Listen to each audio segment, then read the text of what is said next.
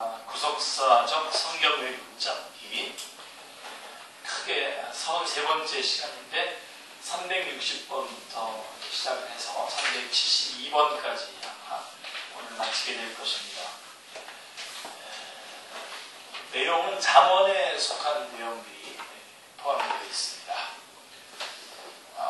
그래서 잠언을 보시면 잠언 1장 1절에 다윗의 아들 이스라엘 왕 솔로몬의 잠언이라라고 이렇게 잠언은 시작이 됩니다.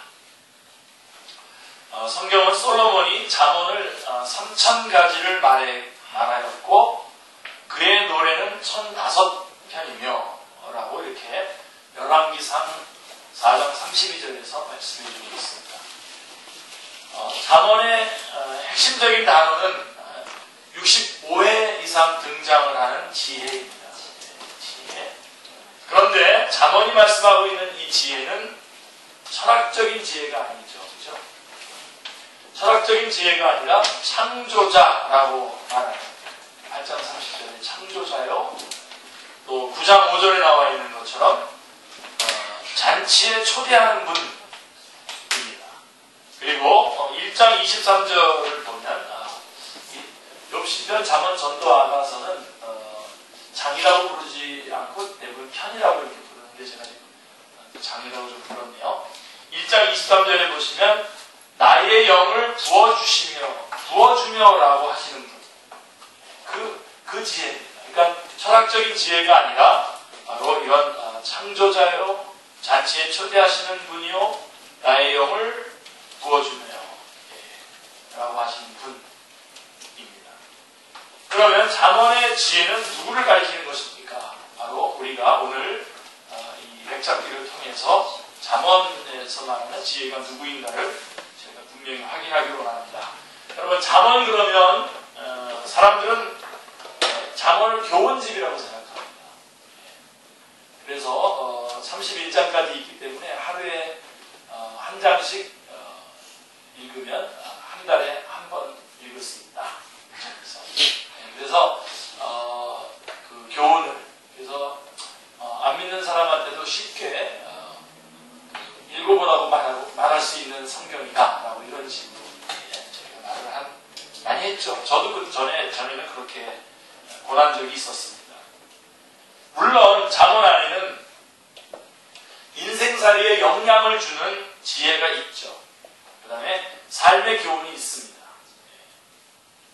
그러나 구속사의 성경이 구속사인데 구속사적인 관점에서 보면 그 의미가 크게 달라집니다.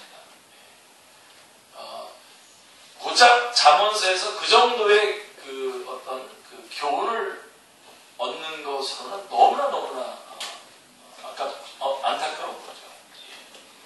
잠언은 크게 두 부분으로 나눌 수 있는데요. 1장부터 9장까지가 원론입니다. 그래서 지혜를 얘기해요. 지혜의 아주 중요한 부분들을 얘기합니다. 그리고 10장부터 31장까지입니다. 32장까지는 누가 하나 제가 더 추가를 잘못했네요. 31장까지 10장부터 31장까지는 상론, 아주 자세한 삶 가운데 적용해 나가야 하는 구체적인 것들에 대한 자세한 내용이 나와 있습니다. 그래서 훈계 부분입니다. 지혜 부분이 1장부터 9장이고 10장부터 31장까지가 훈계 부분입니다.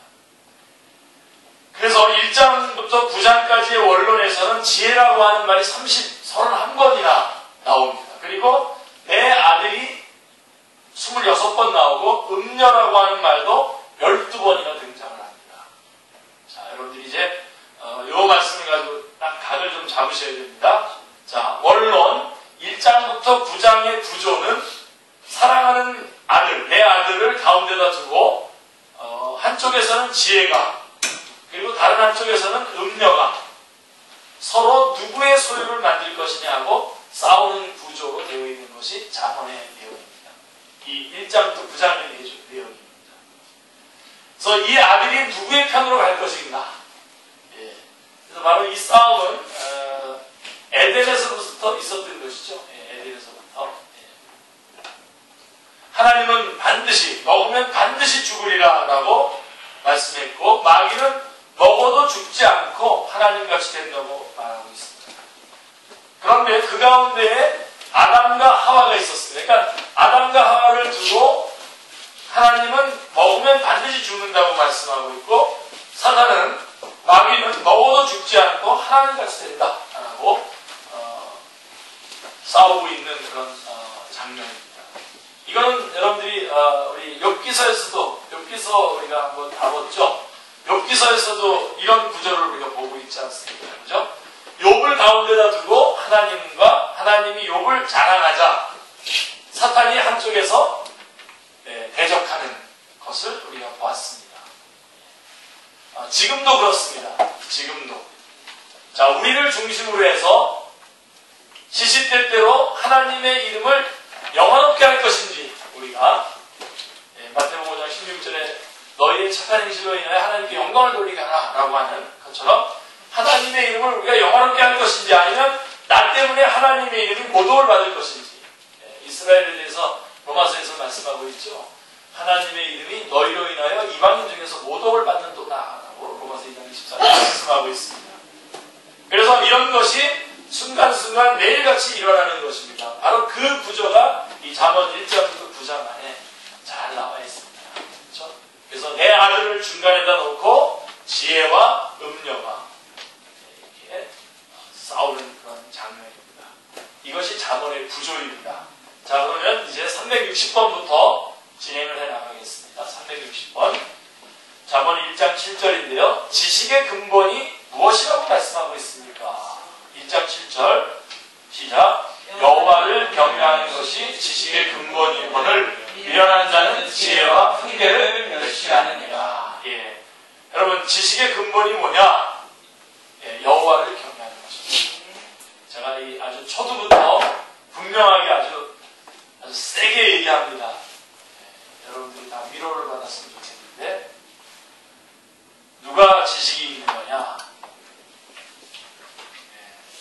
박사학위를 가지고 있는 사람이 지식이 있는 것이 아니라 여호와를 경외하는 자가 지식의 근본입니다. 그리고 사실 여러분, 우리는 이미 이 박사학위를 몇 개나 가지고 있죠. 지금 2개나 가지고 있는데, 제가 여러분들이 가지고 있는데도 모르죠. 제 학위는 그 2개가 있어요. PhD가 하나씩 이쪽에 있어요. Praise Him Daily. Praise Him Daily. 이게 PhD입니다. 여러분들에게 몰랐는데 저는 다시 한번 확인해 드리겠습니다. 수여해 드립니다. 주님을 계속 매일 찬양하는 것이 박사입니다. 네.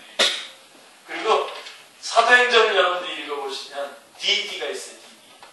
Doctor of Divinity. 신학 박사입니다. 신학 박사. DD. 근데 여기서 말하는 DD는 그런 DD가 아니라 천하를 어지럽히고, 그 다음에 술 취한 사람처럼 성령에 충만한 사람을 DD라고 합니다. Drunk and disorderly. 천하를 어지럽히고, 별로 안 기쁘신가 봐요. 그래도 진짜 학위가 있어야지. 요새는 서울대학 가지고도 말이 안 되죠. 허버드 정도 나와야 이제 말도 하고 그런 시대인데, 아니요, 제가 분명하게 말합니다. 오늘 잠언서를 말할 때 이 말 안 하면 딴 데만 하기가 쉽지 않습니다. 지식의 근본이 뭐냐면 하나님을 전하는 것입니다. 하나님을. 여러분들이 그래서 가만히 보면 정말 지식이 있는 사람, 그리고 이게 나중에 지혜의 근본이기도 한데, 정말 지혜와 지식의 근본, 정말 그렇게 된 사람들은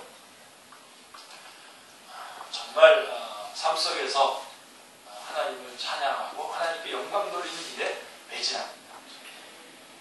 그게 가만히 보시면, 지금 세상은 그런 세상적인 지식을 가지고 있는 사람들에 의해서 이 마이크가 조금 이제 됐습니까? 그래서 마침 세상적인 어떤 그 학문을 잘 연구해가지고 어떤 학위를 가지고 있는 사람들에 의해서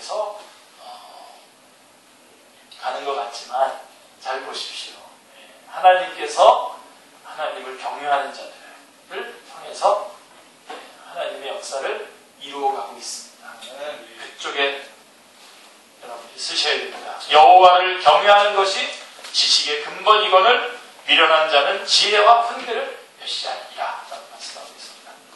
그래서 저는 여러분들을 볼 때에 참 너무나 다들 대단한 분들이죠. 그래서 여러분들도 정말 사람을 의지하거나 너무나 이렇게 영웅시하지는 마시되 이런 사람은 여러분들이 정말 잘 눈여겨두셔야 됩니다. 어쨌든 하나님을 경외하고 어쨌든 하나님의 말씀에 사로잡히려고 하는 사람에 대해서는 여러분들이 만만하게 보시면 안 됩니다. 네. 만약에 그렇지 않고 하나님을 쉽게 알고 하나님의 존재를 우습게 알고 그렇게 얘기하는데 그 사람이 좀 돈도 많이 가지고 있고 학위도 좀 가지고 있다 그러더라도 약간 깔보셔도 제가 인정해 드리겠습니다. 네. 여러분 이게 세월이 지나가면서 여러분 점점 지나가면서 그걸 여러분이 알 수 있게 됩니다. 그게 360번에서 묻고 싶은 그리고 우리가 다루고 싶은 질문이고 대답입니다. 361번 잠언 1장 1편 20절에서 23절 지혜의 초청과 책망과 약속이 무엇입니까? 같이 읽겠습니다. 지혜가 길거리에서 부르며 광장에서 소리를 높이며 시끄러운 길목에서 소리를 지르며 성문 어귀와 성중에서 그 소리를 알아여 이르되 너희 어리석은 자들은 어리석음을 좋아하며 거만한 자들은 거만을 기뻐하며 미련한 자들은 지식을 미워하니 어느 때까지 하겠느냐? 나의 책망을 듣고 돌이키라. 보라, 내가 나의 영을 너희에게 부어주며 내 말을 너희에게 보이리라. 아멘. 거기 제가 표시한 대로 자 지혜의 초청이 뭡니까? 어떤 초청입니까? 길거리에서 부르며 광장에서 소리를 높이며 시끄러운 길목에서 소리를 지르며 성문 어귀와 성중에서 그 소리를 알아여 이르되 라고 이렇게 초청을 합니다. 여러분 나중에 제가 좀 잠깐 얘기하겠지만 시편은 이렇게 골방에 앉아서 하나님 앞에 기도하고 하나님과의 관계 속에서의 이런 그 신앙의 그런 모습이라고 한다면 이 잠언서에서의 모습은 이렇게 광장과 길거리와 그 다음에 성문 어귀에서 이렇게 소리를 발하면서 초청을 합니다. 초청을 합니다. 근데 무엇을 책망하고 있냐면 너희 어리석은 자들은 어리석음을 좋아하며 거만한 자들은 거만을 기뻐하며 미련한 자들은 지식을 미워하니 어느 때까지 하겠느냐 나의 책망을 듣고 돌이키라 하는 이런 그들의 거만함 그들의 미련함 이런 것들을 지금 책망하고 있고 어떤 약속을 해주고 있습니까? 무슨 약속이 주어집니까? 내가 나의 영을 너희에게 부어주며 내 말을 너희에게 보이리라 라고 약속해주고 있는 것입니다. 자, 그래서 이제 다시 이어서 362번으로 가보시면 잠언 1장 26절인데요. 만일 회개하지 않으면 어떻게 된다고 경고하고 있습니까? 같이요. 너희가 재앙의 해를 만날 때에 내가 웃을 것이며 너희에게 두려움이 임할 때에 내가 비웃으리라. 결국은 그런 재앙이 임하고 결국은 그 두려움이 임하는 그때까지 가지 않기를 바라는 회개를 촉구하는 말씀인 것입니다. 그래서 좀 간단하게 좀 정리를 해본다면 조금 전에 저희가 정리해봤지만 다시 한번 좀 정리를 한다면 1장부터 9장 그 다음에 10장부터 31장 이렇게 둘로 나눠진다고 했죠. 잠언은. 근데 1장부터 9장은 잠언의 원리에 해당되는 내용입니다. 지혜에 대한 부분인데 그 안에는 지혜가 31번 내 아들이 26번 유혹하는 자 음녀가 12번이나 등장을 합니다. 자, 이것은 내 아들을 중심으로 놓고 지혜와 유혹하는 자가 대결하는 구조입니다. 그러므로 잠언은 성도들을 음녀 또는 이방 계집에 유혹하는 말에 빠지지 않게 하시려고 하는 경계인 것입니다. 그러니까 잠언은 그런 겁니다.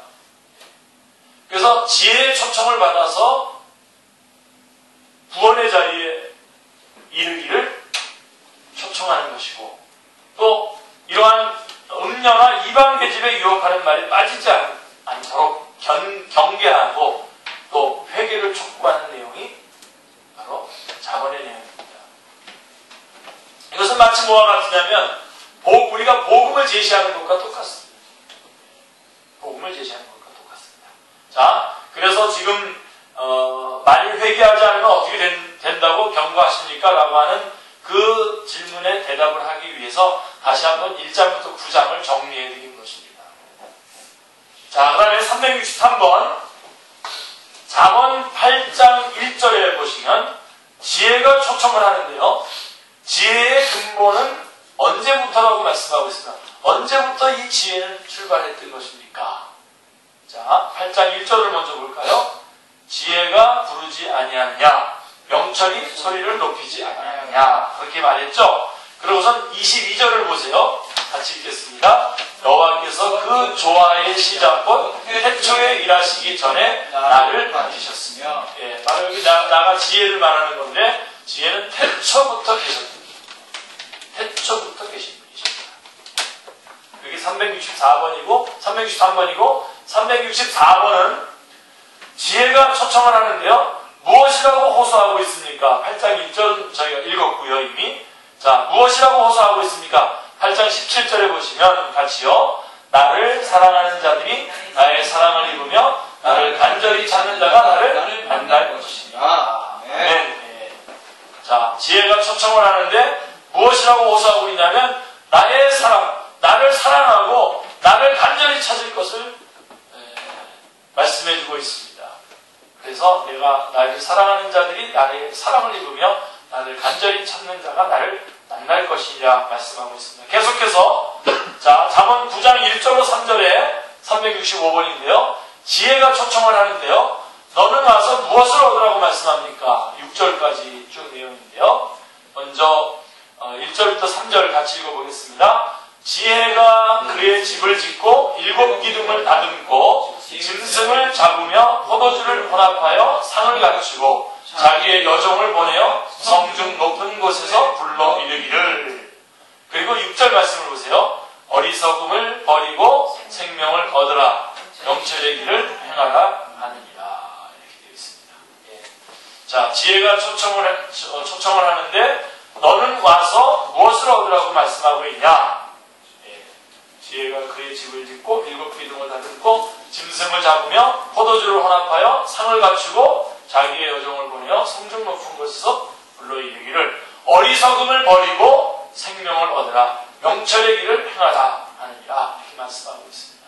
이 말씀은 9장 1절부터 5절은 주님의 천국잔치 비유, 마태복음 22장 1절로 4절을 연상케 합니다.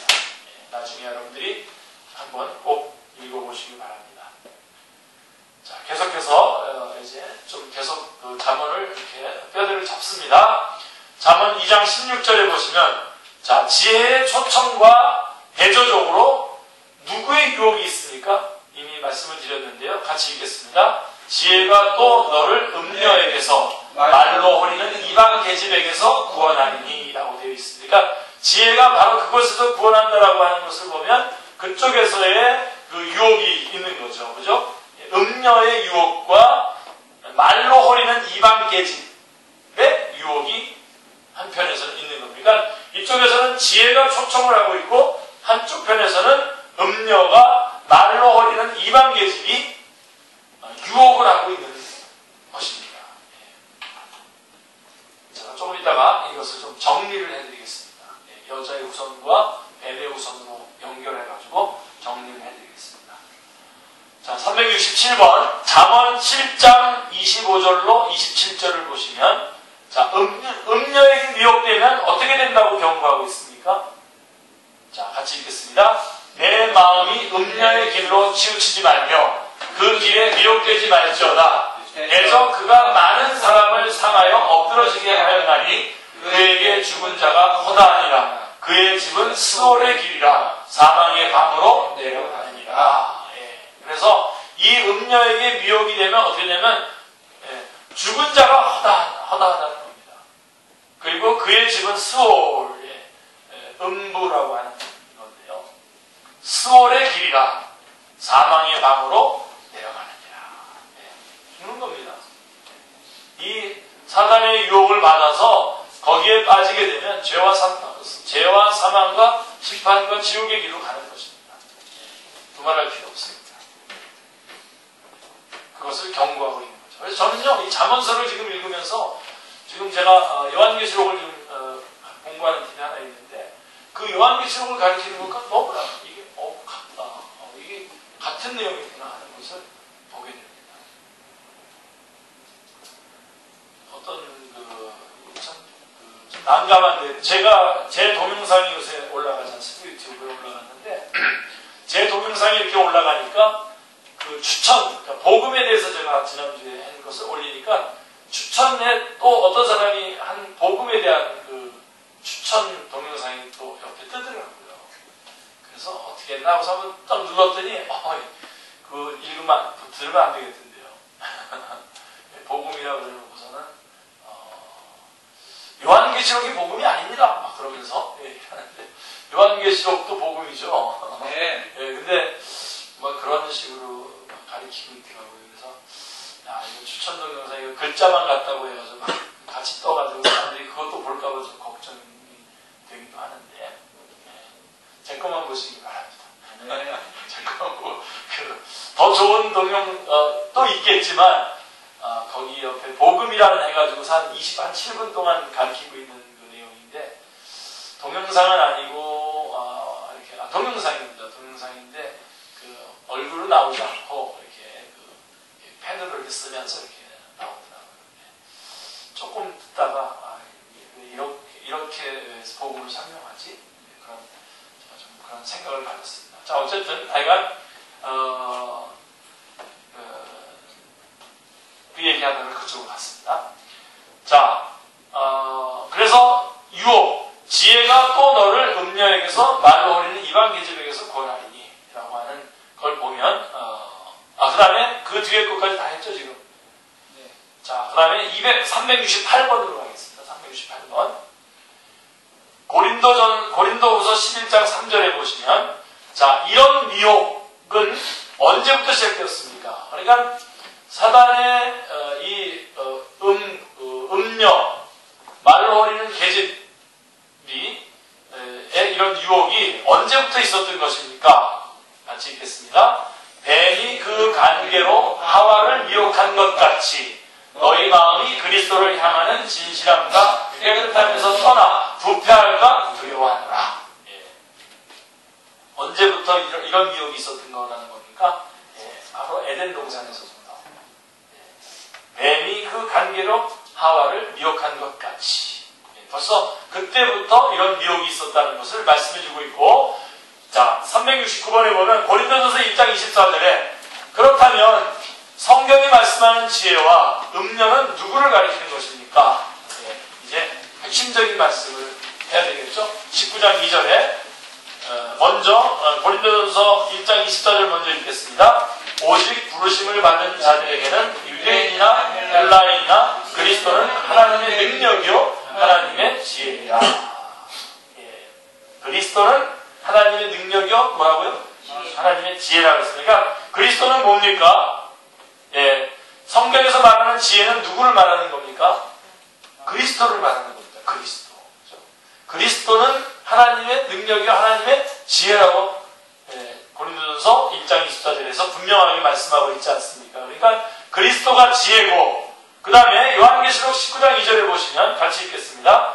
그의 심판은 참되고 의로운지라 음행으로 땅을 더럽게 한 큰 음녀를 심판하사 자기 종들의 피를 그 음녀의 손에 갚으셨도다 하고 라고 말씀하고 있습니다. 그러면 음녀는 누구를 말하는 겁니까?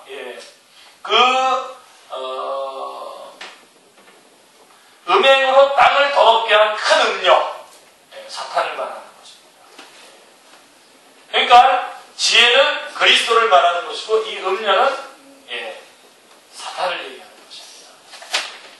뱀, 그 다음에 이쪽은 여자의 후손. 370번으로 가보시면요. 자, 잠언 10장 11절에 보시면 잠언에는 입이 강조되어 있는데 두 부류의 특성이 어떻게 다릅니까? 같이 읽겠습니다. 의인의 입은 생명의 샘이라도 악인의 입은 독을 머금습니다. 생명의 샘, 독을 머금습니다. 이런 분명한 하게. 그러니까 이 잠언서에 보면 분명하게 여자의 구원의 길과 사망의 길이 계속해서 쭉 같이 나와 있는 것을 보게 됩니다. 자, 371번에 보시면 그러므로 잠언에는 증인에 대한 교훈이 많이 있습니다. 자, 아래 성구를 찾아서 기록하십시오 이렇게 되어 있는데 제가 다 찾았습니다. 25장 13절 같이 읽겠습니다. 충성된 사자는 그를 보낸 이에게 마치 추수하는 날의 얼음 냉수 같아서 능히 그 주인의 마음을 시원하게 하느니라. 여러분 충성된 그래서 이 잠언서에 보면 결국은 복음의 일꾼에 대한 이야기인 겁니다. 그래서 충성된 자, 충성된 사자는 그를 보낸 이에게 마치 추수하는 날에 얼음 냉수 같아서 능히 그 주인의 마음을 시원하게 하느니라. 그 다음에 25장 25절에도 보시면 같이요. 먼 땅에서 오는 좋은 기별은 목마른 사람에게 냉수와 같으니라. 참, 이 소식, 이게 무슨 소식을 말하는 걸까요? 지금 이게 중에서. 복음의 소식이죠. 복음의 소식. 26장 6절. 시작. 미련한 자 편에 기별하는 것은 자기의 발을 베어 버림과 해를 받음과 같으니라. 참, 너무나 기가 막히게 아주 정확하게 말씀해주고 있죠. 그렇죠? 우리 주님께서 그래서 이 복음을 우리가 정말 마땅히 받아서 전달할 자에게 맡겨야 됩니다. 27장 23절, 24장 11절은 이제 그 증언하는 사람에 대한 이야기가 계속 나오는데 27장 23절에 보시면 같이요. 내 양떼의 형편을 부지런히 살피며 내 소떼에게 마음을 두라. 목회자에게 주시는 말씀입니다. 그런데 사실은 증언하는 자, 말씀 전하는 자에게, 복음을 전하는 자에게 주시는 말씀인 것입니다. 내 양떼의 형편을 부지런히 살피고, 목양이죠. 그죠? 내 소떼에게 마음을 두라. 그 다음에 24장은 11절 같이 읽겠습니다. 너는 사망으로 끌려가는 자를 던져주며 살육을 당하는 자를 구원하지 아니하려고 하지 말라. 그러니까 지금 죄와 죄의 길을 가고 있는 그들을 향해서 그들을 건져주고 그들이 살육을 당하게 되는 것을 그래서 구원해주지 않으려고 하지 말라는 겁니다. 바로 이런 잠언은 이런 증언하는 자의 내용이 아주 속속 아주 잘 깊이 있게 나와 있는 것을 보게 됩니다. 자, 그 다음에 이제 마지막 번호인데요. 마지막 번호는 간단하게 대답을 하고 난 다음에 잠언에 대해서 잠깐 정리를 해드리겠습니다. 372번 잠언 24장 30절로 34절 게으른 사역자에 대한 경계가 무엇입니까? 같이 읽겠습니다. 내가 게으른 자의 밭과 지혜 없는 자의 포도원을 지나며 본즉 가시덤불이 그 전부에 퍼졌으며 그 지면이 거친 풀로 덮였고 돌담이 무너져 있기로 내가 보고 생각이 깊었고 내가 보고 훈계를 받았노라. 내가 좀 더 자자 좀 더 졸자 손을 모으고 좀 더 누워 있자 하니 내 빈궁이 강도같이 오며 내 군핍이 군사같이 이르리라. 훅 들어온단 말입니다. 게으르면요, 간단합니다. 금방 가난해져가지고, 빈궁이 도적같이, 강도같이 오며, 강도 아시죠? 강도 칼들이 되고, 바로 다 걷어가죠? 다 걷어갑니다. 안 내놓으면 바로 죽어요. 다 걷어갑니다. 내 군핍이 군사같이 이르리라. 확 점령해버린다는 겁니다. 그래서 여러분, 우리 이 말씀, 이 구속의 역사를 감당하고 있는 우리 말씀의 용사들 아닙니까? 우리가 가장 중요한 게 부지런함. 겸손한, 인내, 부지런함, 순종, 네 가지로 정리할 수 있겠죠. 한번 이 네 가지 한번 점검해 보세요. 제가 언젠가 우리 사경에 했었죠. 우리 자체 사경에서 너무 안 하는데 한번 나중에 한번 또 기회를 만들어서 하고 싶은데요. 그때 겸손, 순종, 믿음, 그다음에 이 부지런함, 참 이런 것들이 여러분 우리가 지금 바톤을 받아가지고 있는 이 구속의 역사, 이 복음, 이것이 여러분 우리 할 거 다 하면서 그렇게 다룰 수 있는 그렇게 가벼운 거가 아니죠. 그렇죠? 사실은 이것 위에서 우리는 다른 거 모든 것들을 다 상대화할 수 있어야 됩니다. 이 복음을 전하는 이 사명을 받아가지고 있는 우리, 그 어떤 것도 이것을 그 우선순위에서 밀어낼 수 있는 것은 아무것도 없습니다. 네. 그래서 이 부지런함, 그래서 부지런한 사람에 대한 그 이야기를 하면서 게으른 자에 대한 이야기를 이 잠언서에는 많이 얘기해주고 있습니다. 좀 더 졸자, 좀 더 자자, 손을 모으고 좀 더 누워 있자 하니 내 빈궁이 강도같이 오며 내 곤핍이 분사같이 이르며. 정말 여러분 저도 나이는 많이 먹지 않았지만 지금 와서 막 너무 하루하루가 막 타이트해지는 거예요. 너무너무 아까운 거예요. 성경을 연구하고 이거 더 지금 한 번 이 본문을 내가 한 번 더 읽어야 되는데 그 시간을 확보하는 게 점점 시간이 지나가니까요. 그 책을 봐도요, 또 성경을 봐도 또 이렇게 인터넷에서 그 말씀을 준비하는 그런 작업을 하는데도요, 피곤이 빨리 옵니다. 그래서 이 진짜 잘 먹어야 되겠다. 좀 잘 먹고 정말 그래야 되겠다. 그런 생각을 합니다. 그래서 이 잠을 해야 되는 일이 또 많이 있잖아요. 여러분 정말 부지런을 훈련하셔야 됩니다. 적어도 복음 사역자들은 하나님의 일을 하겠다고 하는 사람들은 우리가 지금 전투하는 교회는 정말 부지런한 훈련을 하셔야 됩니다. 아멘입니까? 네. 교훈이 아니에요. 이거. 지금 우리가 이 복음을 이 어마어마한 그 창세기 3장 15절로부터 쭉 이어져 내려오는 그 어마어마한 그 구속의 역사를 그 바톤을 이어받은 우리들이 그렇게 대충 게으름 피면서 감당할 수 있는 일이 아니라는 것입니다. 자, 그래서 우리가 372번까지는 말씀을 드렸고, 그래서 잠언을 좀 정리해 드린다면 하나님께서는 잠언을 통해서도 우리로 하여금 누구를 만나게 해줍니까? 예수 그리스도를 만나게 해줍니다. 그게 바로 잠언에는 뭐라고 나와 있어요? 지혜로 나와 있습니다.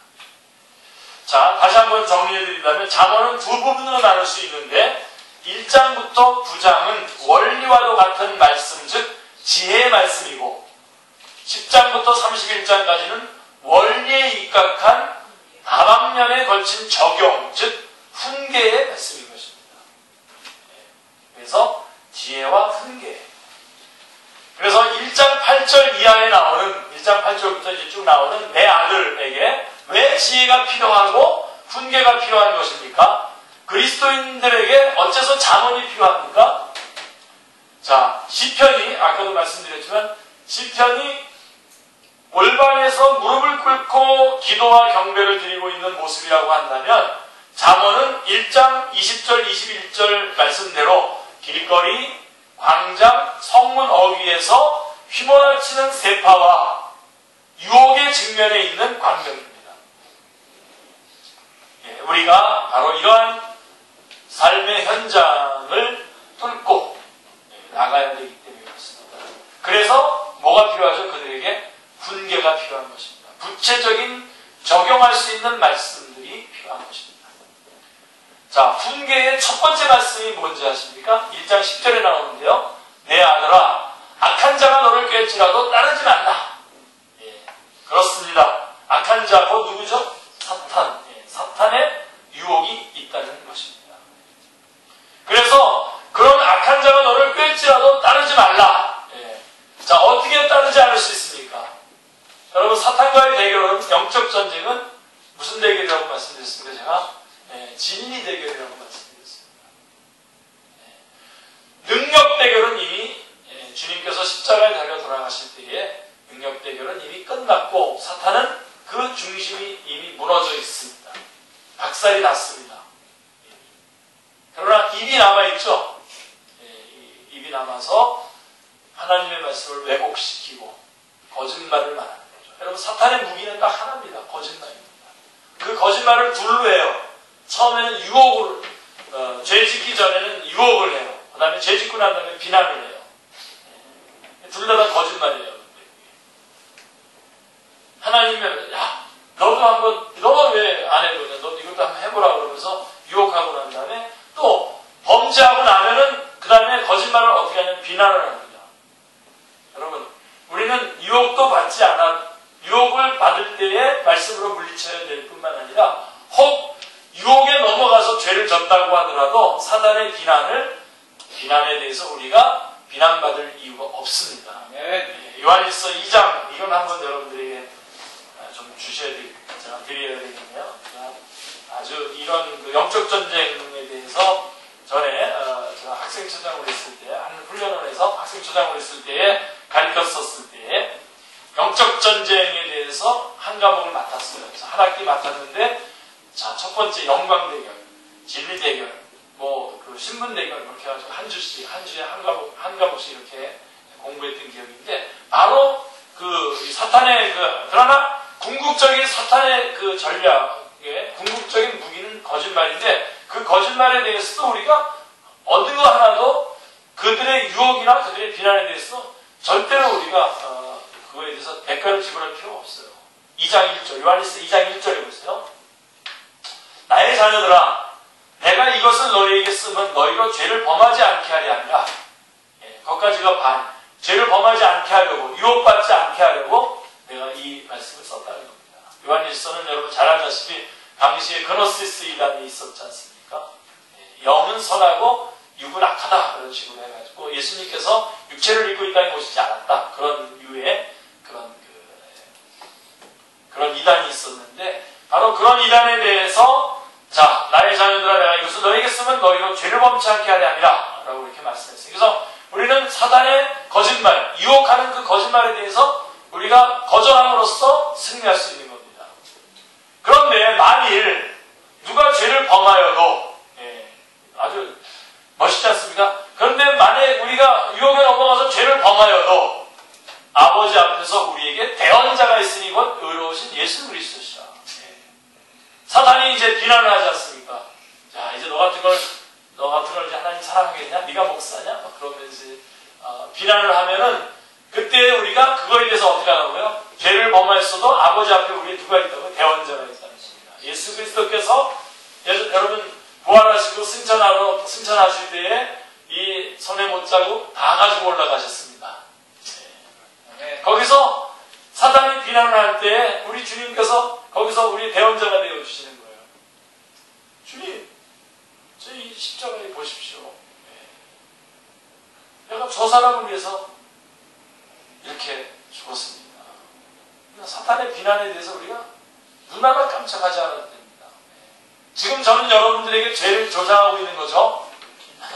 그게 아니죠, 그죠?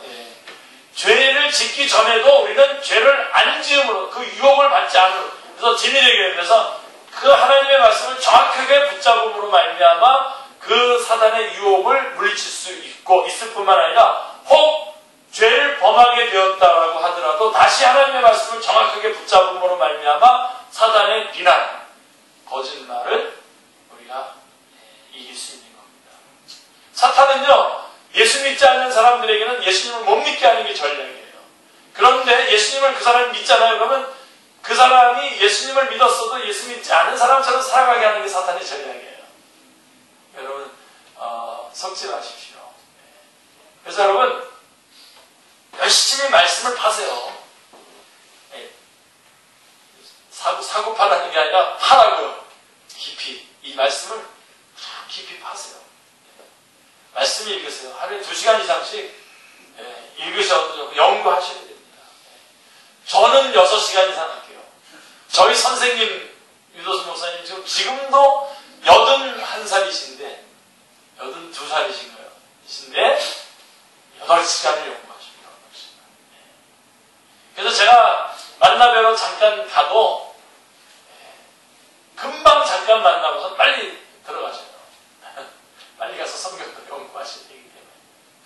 하시죠. 더 막, 이게 막 이렇게 되죠. 막 이렇게 조합이 되면서 그냥 아주 그 진국들이 나오는 거예요. 말씀. 이렇게 말씀으로 무장되어 있으면 사탄과의 대결에서 승리할 수 있습니다. 할렐루야. 네, 승리하시길 바랍니다. 그래서, 훈계의 첫 번째 말씀, 내 아들아, 악한 자가 너를 깰지라도 따르지 말라. 자, 악한 자, 곧 사탄의 유혹이 있기 때문에 그렇다는 것, 말씀을 드렸습니다. 자, 이 약한 자를 잠언에서는 뭐라고 얘기하면 음녀라고 표현하고 있습니다. 음녀라는 단어가 10번이나 나옵니다.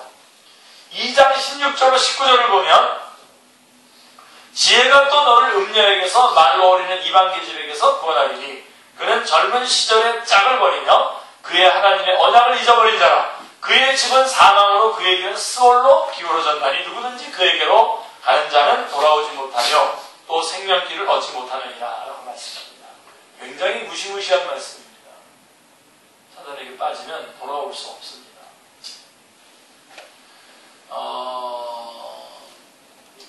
전에 신앙촌에 빠졌던 사람들 있지 않습니까?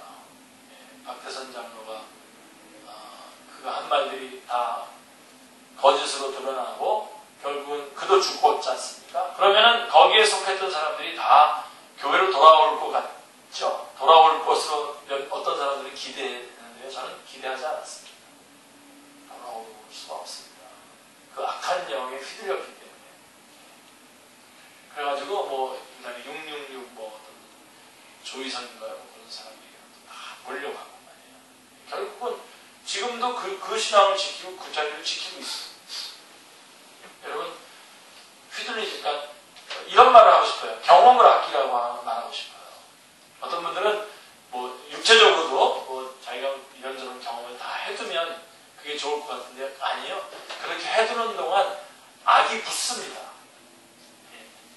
그게 권세가 붙어요. 그래서 여러분,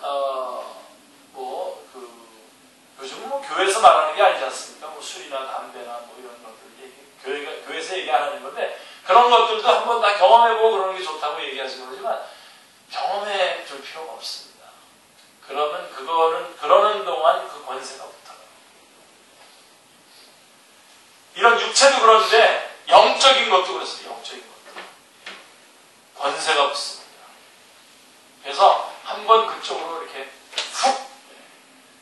그래서 요즘 우리 예수님을 믿는다고 하면서도 그거 정말 믿었는지 안 믿었는지 확인할 수 없는데 제가 이런 용어를 쓰는데 예수님을 믿는다고 하면서도 어떤 그런 인본주의 그런 거에 완전히 휘말리기 시작하면 이 성경을 구속사로 보는 눈이 열려지지도 않을 뿐만 아니라 계속 거기에 머무르게 되고 그것을 강조하게 됩니다.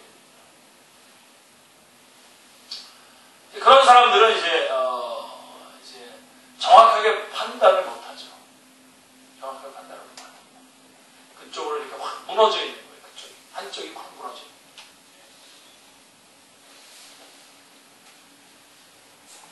그래서 여러분들이 정말 경험을 아끼셔야 돼요. 이런 사탄이에요. 그래서 여러분 신문에 나와 있는 신문을 혹시 보더라도 혹은 여러분들 인터넷을 검색하더라도 무슨 개띠, 소띠, 말띠 무슨 그 띠가 오늘의 운세 이런 거 있잖아요. 안 보는 게 좋습니다. 봐주지 이건 봐주고 이건 이것대로고 나는 내 신앙 가지고 있고 그런데 천만의 말씀입니다. 어느 순간 여러분들이 영적으로 건강할 때는 그런 것들이 아무런 문제가 되지 않는데 어느 날 여러분들이 영적인 그런 좀 루즈해지는 때가 있어요.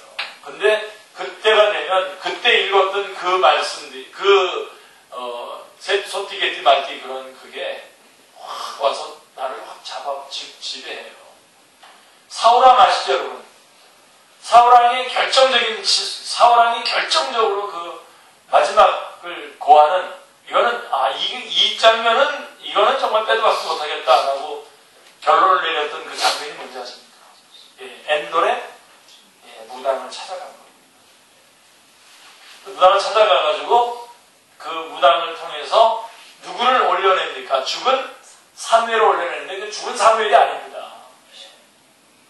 사단이 얼마든지 그런 쇼를 할 수 있는 거예요. 근데 그 죽은 사무엘이 와서 이 전쟁 질 거고 너는 죽을 거다. 그러니까 자기 죽을 거라고 하는 얘기 들으니까 전쟁에 나가서 자기가 그냥 자살을 해버려요. 얼마나 무섭습니까? 싸우다가 죽임을 당해야지 왜 자살을 합니까? 그리고 그 무당 찾아가는 거기에 그만큼 그쪽을 하나님의 영광을 돌리는 그런 부분이 그쪽으로 가버린 겁니다. 굉장히 조심해야 됩니다. 6장 26절에서도 음녀는 귀한 생명을 사냥함이라 라고 이렇게 말씀하고 있습니다. 지금 계속 음녀에 대한 얘기입니다. 그래서 훈계에 대한 얘기를 하면서 음녀에 대한 얘기를 하고 있는 겁니다. 그 다음에 7장에는 어리석은 자 중에 젊은이 가운데에 한 지혜 없는 자가 젊은이 중에 한 지혜 없는 자가 음녀의 허리는 말에 넘어가서 끌려가는 장면이 7절에 나옵니다. 그리고 22절로 26절은 젊은이가 곧 그를 따랐으니 소가 도수장으로 가는 것과 같고 미련한 자가 벌을 받으려고 쇠사슬에 매이러 가는 것과 같도다. 필경은 화살이 그 간을 뚫게 되리라. 새가 빨리 그물로 들어가되 그의 생명을 잃어버릴 줄 알지 못한 것 같이. 그물이 저기 쳐져 있는데 막 달려가잖아요. 새들 막 참새고 그냥 쫙 들어가잖아요. 좀 이따가 참새구이로 딱 바뀌어서 나오잖아요. 그런 꼴이라는 거예요. 꼭 이게. 설명이 잘 됐는데 참새한테는 좀 미안하네요. 우리도 여기 동물도 굉장히 좋아하시는 분들이 또 여기 계셔서. 새가 빨리 그물로 들어가되 그의 생명을 잃어버릴 줄을 알지 못한 것 같으니라. 그러고서는 그에게 쭉 내려가 보면은 26절에 가보면 그에게 죽은 자가 허다하리라 이렇게 말씀하고 있습니다. 그리고 이 음녀 그 다음에 9장에서는 자기 길을 바로 가는 행인들을 불러 이르되 도둑질한 물이 달고 몰래 먹는 떡이 맛이 있다고 유혹합니다. 이거 보니까 라스베가스에 가는 사람들이 거기서 많이 얘기하더라고요. 도둑질한 물이 달고 몰래 먹는 떡이 맛있다 이러면서 왜 그런 얘기를 했는지 모르지만 그냥 전에 제가 우리 그 이모님이 그 생신이셔서 미국에 살고 계실 때 찾아갔다가 이제 거기 있는 이제 우리 가족 친척들끼리 이제 라스베가스에 갔는데 그때 하는 얘기가 다 이거였었어요. 이 얘기였었어요. 무슨 뜻인지 잘 모르겠습니다. 도둑질한 물이 달고 몰래 먹는 떡이 맛있다. 아무런 수고도 하지 않고도 결과를 내가 움켜줬으니까 얼마나 짜릿하겠습니까? 근데 여러분 그게 쥐약이죠. 그죠? 그래서 사도 바울도 고린도후서 11장 3절에서 이렇게 말했어요. 뱀이 그 간계로 하와를 미혹한 것 같이 너희의 마음이 그리스도를 향하는 진실함과 깨끗함에서 떠나 부패할까 두려워하노라. 부패한단 말입니다. 훈계하고 있는 것입니다. 자, 이제 마무리해야 되겠죠? 구속사의 관점에서 볼 때에 잠언에서도 여자의 후손과 뱀의 후손의 두 줄기가 흐르고 있는 것을 보게 됩니다. 먼저 4장 잠언 4편 18절 19절에 보시면 의인의 길과 악인의 길이 나옵니다. 분명하게 이렇게 구분해 놓고 있는 것을 보게 되고요. 그 다음에 2편 18절 19절에도 보면 생명의 길과 사망의 길이 있어요. 그 다음에 3장 33절에 보시면 악인의 집과 의인의 집과 악인의 집이 대조되어 있습니다. 자, 지혜가 초청하고 있는가 하면 음녀는 어떻게 하고 있습니까? 유혹을 하고 있습니다. 요점은 뭡니까? 인간을 소유하고자 하는 두 큰 세력이 있다는 사실입니다. 이 진리는 에덴에서부터 시작해서 세상 종말까지 끊임없이 진행될 것인데 바로 잠언서도 그것을 말씀해주고 있는 것입니다. 구속사의 그 중요한 내용을 잠언서도 말해주고 있는 겁니다. 그래서 우리는 잠언서를 통해서도 예수 그리스도를 만나고 잠언서를 가지고도 복음을 전할 수 있어야 되는 것입니다. 요한계시록 19장 2절에 보면 그의 심판은 참되고 의로운지라 음행으로 땅을 더럽게 한 큰 음녀를 심판하사 자기 종들의 피를 그 음녀의 손에 갚으셨도다 라고 음녀가 심판받는 날이 올 것을 말씀하고 있습니다. 고린도전서 1장 20절에 보면 지혜 있는 자가 어디 있느냐, 선비가 어디 있느냐, 이 세대의 변론자가 어디 있느냐라고 말씀하십니다. 자, 여러분, 제가 초반에 바로 첫 번째 문제에서 말했던 것처럼 다시 한번 분명하게 말씀드립니다. 여러분에게 큰 위로와 여러분에게 큰 힘이 되시길 바랍니다. 하나님을 경외하는 사람이 이 시대의 지혜자입니다. 네. 하나님을 경외하는 사람. 네. 이것 말고 다른 거를 철학적으로 밀어 넣으려고 하는 그 모든 시대. 그래도 그렇지만 이런 말 여러분 다 거절하시길 바랍니다. 하나님을 경외하는 사람이 이 시대의 지혜자인 것입니다. 네. 그래도 수학을 잘해야지. 그래도 또 이 땅에서도 어떤 교수든 어떤 그런 지위가 있어야 되지. 하고서 이렇게 밀어 넣는 말씀들은 다 빼십시오. 저에게는 귀중한 선생님이 두 분 계신데 그 두 분이 다 그렇게 적이 없어요. 학력이 그렇게 화려하지 않으신데 정말 지혜롭고 정말 정말 이 시대를 이끌어 가시는 분이 계십니다. 그 중에 한 분이 저는 유도순 목사님, 지금 또 시애틀에서 목회하고 계시는 우리 선생님 계십니다. 절대로 그거가 아닙니다. 저희 선생님, 시애틀에 계신 선생님은 성경을 너무나 많이 읽어서 그 주변에 있는 동력자들이 안경을 사줬어요. 성경책이 너덜너덜 할 정도로 정말 없어요. 예술만한 그런 게 없어요. 정말 우리나라 의무교육이잖아요.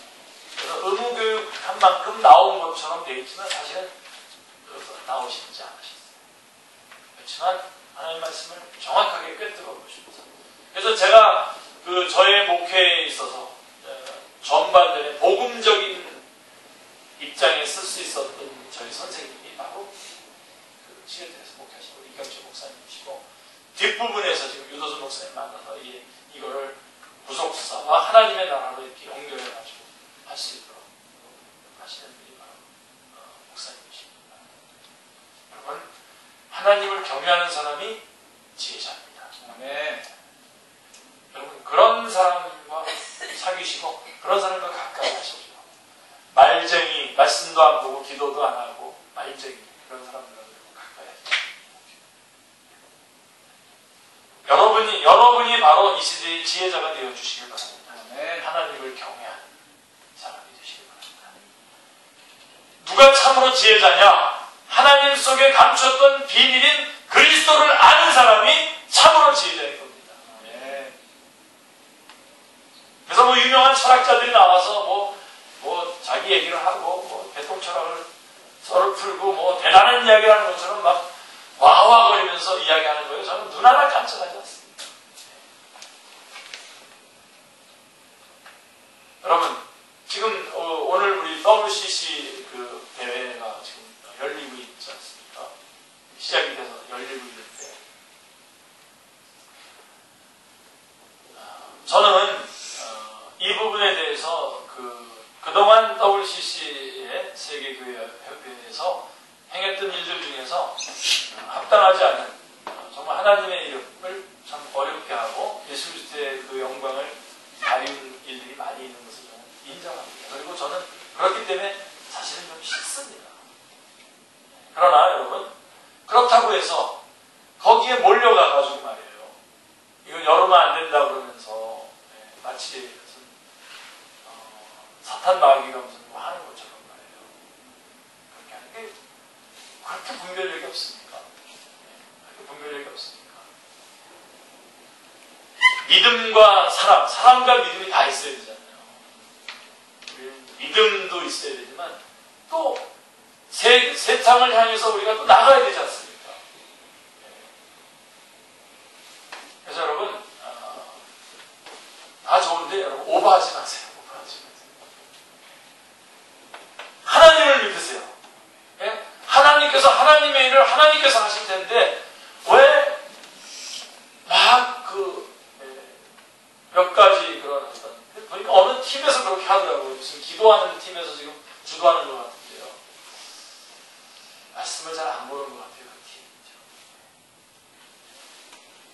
팀이죠. 참 지혜롭진 않은 것 같아요. 제가 우리 교회 가서 지금 이 얘기를 하는 겁니다. 그가 오히려 그 대회가 정말 원래의 취지대로 잘 하나님의 은혜 안에서 잘 진행이 되어서 많은 그런 기독교 안에 많은 교사가 있지만 결국은 예수 그리스도의 그 유일하심을 드러내고 그 유일하심을 땅끝까지 전하겠다고 하는 그 역사가 이루어지고 그런 것들이 잘 결정이 되고 효율적으로 파급될 수 있는 그런 대회가 되도록 여러분들이 그렇게 기도하면 되지 않습니까? 뭐 거기 있는 대회 진행하는 사람들 막 이름 끄집어내가지고 막 과거 다 들춰내가지고 막 공격하고 그런 치사한 방법이 어디 있습니까? 그러지 마시고 그러지 마시고 제가 무슨 옹호하는 것처럼 되는데 아니요. 저는 옹호하는 건 아니에요. 그러나 그렇게 좀 해줄 수 없습니까? 좀 나와 좀 다른 부분에 대해 다른 내가 추구하는 것과 좀 다르다고 하더라도 그것을 좀 이렇게 받아들일 수 없습니까?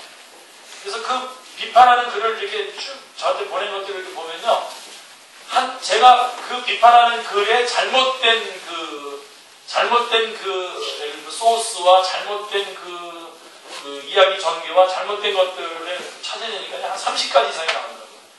그 A4 용지 한 2장 정도의 글인데 한 30가지 정도가 나옵니다. 이거는 뭐 이건 딴 얘기하는 거네? 이거하고 관계없는 딴 얘기를 하는 거. WCC가 뭔지도 좀 제대로 파악도 안 하고 막 비난하고 있는 그런 내용도 있고. 그러지 말자. 잘 모르겠으면 그냥 가만히 계시든지. 부안의 동화만. 여러분, 하나님을 경외하는 사람이 이 시대의 참 지혜자입니다. 네. 예수 그리스도를 아는 자가 참 지혜자입니다. 빌립보서 3장 8절에 보면 사도 바울이 고백하지 않습니까? 나는 그리스도를 알고 그 안에서 발견되는 것이 가장 정상. 이 내가 가진 모든 것들 다 어떻게 한다고요? 배설물로 여기고 해로 여긴다는 거예요. 왜요? 그리스도를 아는 것이 정말 참 고상하고 가장 좋은 것이기 때문에 그것이 참 지혜고 참 지식이기 때문에 그렇습니다. 붙잡으시기 바랍니다. 자, 잠언에서도 지혜를 통해서 예수 그리스도를 만나게 되고 할렐루야. 음료를 통해서는 사탄의 실체를 우리가 보게 되고, 그러니까 잠언서에서 사탄의 실체가 다 보이잖아요. 사탄은 우리를 죽이려고 하고 우리를 유혹에 빠뜨리려고 하고 아까 말한 것처럼 뭐 훔친 게 뭐 맛있다는 등 어쩐 이런 식으로 사탄의 그 실체가 다 나와 있지 않습니까? 잠언서 통해서. 그리고 그 악인을 통해서 나 자신의 정체성을 깨닫고 이런 초청과 유혹에 계속 받고 있는 그런 상황에 있는 자기의 모습을 깨닫고 충성된 사자를 통해서는 증인된 사명을 각성케 되는 것이 잠언서의 내용인 것입니다. 아멘. 아멘 크게 하셔도 돼요.